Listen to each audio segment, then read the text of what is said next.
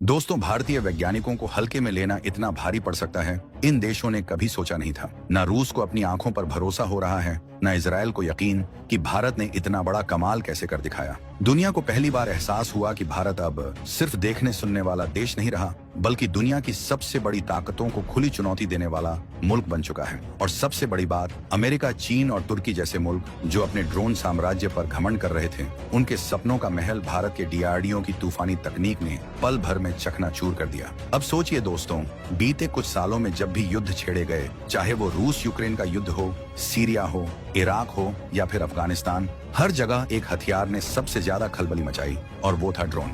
कभी तुर्की का TB2 drone रूस की टैंकों को राख कर देता है, तो कभी अमेरिका के हाईटेक ड्रोन सीरिया में कहर डाल देते हैं। यही वजह है कि यूक्रेन जैसा छोटा सा देश भी रूस जैसी महाशक्ति को आज तक रोक पा रहा है। रूस के पास दुनिया के सबसे ज्यादा न्यूक्लियर बम है, स्पेस वॉर में वो अमेरिका से आगे है, छठी पीढ़ी के विमान भी बना रहा है, मगर एक छोटी सी तकनीक, ड्रोन ने उसकी पूरी रणनीति हिला दी। और दोस्तों, यूक्रेन के पास खुद के बनाए ड्रोन नहीं थे, लेकिन अमेरिका और तुर्की ने उसे खूब सारे ड्रोन देकर मदद की। तुर्की का बाएं कतार TB2 और अमेरिका के ड्रोन इतने ताकतवर साबित हुए कि उन्होंने रूस की ताकत को हिला दिया और रूस को पीछे हटने पर मजबूर कर दिया। रूस ने भी ईरान से शाहिद 136 नाम के आत्मघाती ड्रोन मंगवाए, लेकिन तब तक हालात बदल चुके थे। अब सबको समझ आ गया कि आज की सदी की जंग में असली ताकत इंसान नहीं, बल्कि बिना पायलट के उड़ने वाले ये ड्रोन ही बनने वाले हैं। भारत ने भी ये सब देखा और हमारे नेताओं और वैज्ञानिकों ने समझ लिया कि अगर हमें भविष्य की जंग जीतनी है, तो हमें दुनिया से मांगना छोड़कर खुद के दम पर अपने ड्रोन बनाने होंगे।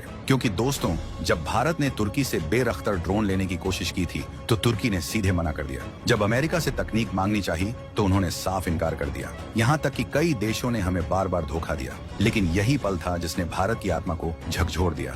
हमने ठान लिया कि अब किसी के दरवाजे पर खड़े नहीं होंगे। दोस्तों, DRDO ने जब मिशन शुरू किया, तो सबको लगा कि भारत को यह काम करने में कई दशक लग जाएंगे, लेकिन हमारे वैज्ञानिकों ने दिन रात एक कर दिए। भारत ने कुछ ही सालों में ऐसे ऐसे हथियार बना डाले, जिनके बारे में सुनकर अमेरिका और तुर्की के चेहरे पीले पड़ गए। अब गौर से सुनिए, क्योंकि यहाँ से असली कहानी शुरू होती है। भारत के पास आज दो ऐसे महाबली आ गए हैं, जिनकी ताकत अभी पूरी तरह गुप्त रखी गई है। पहला है technical aerial surveillance beyond horizon, जिसे साधारण शब्दों में तपस कहते हैं, और दूसरा है autonomous flying wing technology demonstrator यानी FBLUTD, जिसे हम सब घातक के नाम से जानते हैं। तपस का काम है आसमान से हजारों किलोमीटर दूर तक निगरानी रखना, वो भी बिना दुश्मन को खबर लगे।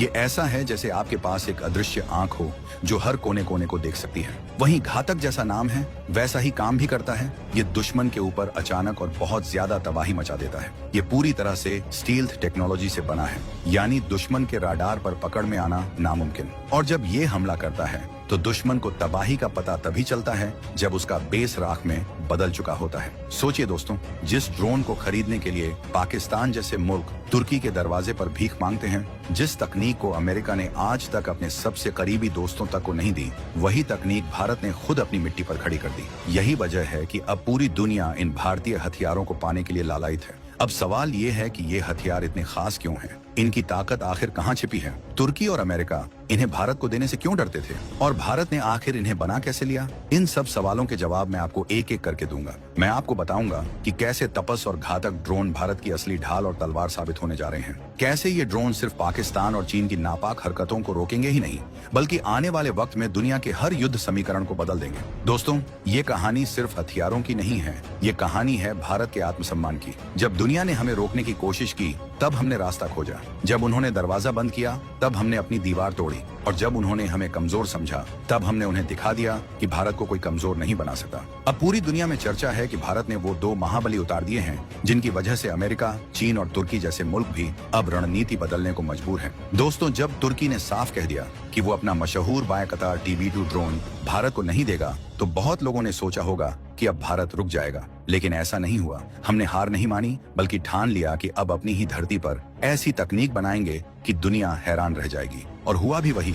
पश्चिमी देशों के चेहरे पर बेचैनी साफ दिखने लगी। पिछले कुछ सालों में पाकिस्तान और चीन ने हमारी सीमाओं पर जानबूझकर तनाव बढ़ाया। चीन ने तो खुलकर ऐसी चालें चली कि कुछ जगहों पर हालात युद्ध जैसे बन गए। उसकी योजनाओं में ताइवान के साथ साथ हमारे लद्दाख और अरुणाचल का पूर्वी हिस्सा भी शामिल बताया गया। साल 2017 तक की डेडलाइन की बातें सामने आईं और हमारी सुरक्षा एजेंसियां बार बार चेतावनी देती रहीं कि ड्रोन के जरिए हमला होने का खतरा बहुत बड़ा है। वहीं रूस यूक्रेन जंग ने दुनिया को साफ दिखा दिया कि छोटे छोटे ड्रोन भी बड़े बड़े देशों की ताकत हिला सकते हैं।